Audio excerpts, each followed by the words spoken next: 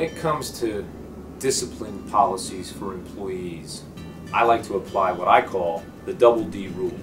The double D rule is discipline and document. One cannot exist without the other in order for an employer to successfully defend themselves against unwarranted or illegitimate discrimination claims or workplace claims by employees who've either suffered demotions, terminations, any sort of consequence.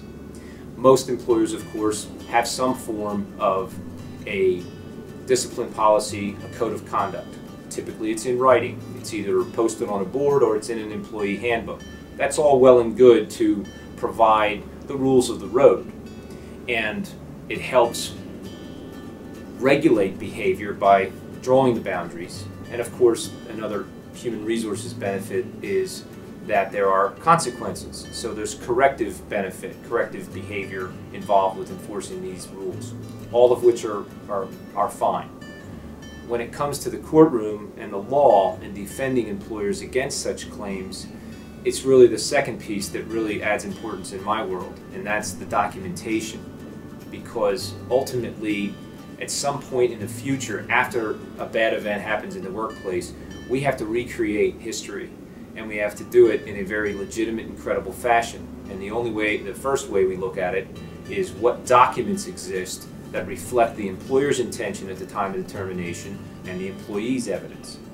So, as a trial lawyer who defends employers in these situations, I always like to add both. Discipline, yes, implement it, and document that you implemented the discipline, whatever it may be. The facts, are what they are in a given circumstance.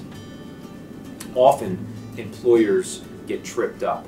They have very well-intended, well-drafted, detailed, progressive discipline policies, but they may not enforce them on a consistent basis. They may skip steps. They may not enforce them at all. You may have someone who gets a warning, but it's never documented. Those are instances that can prove troubling to an employer later in court.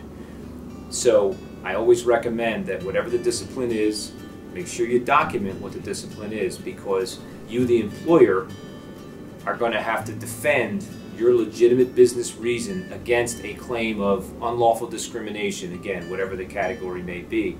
And the only way to do that, or the best way to do it, as we call the best evidence rule, is to document that you followed through on the progressive discipline. As an employer, you may say, this person constantly broke rules. Okay, that's the employer's word, and that's going to be held against the employee's word. If the employer documents these rules violations, that's much better evidence, and an employer will have a much better chance at getting a case thrown out of court instead of defending themselves at trial.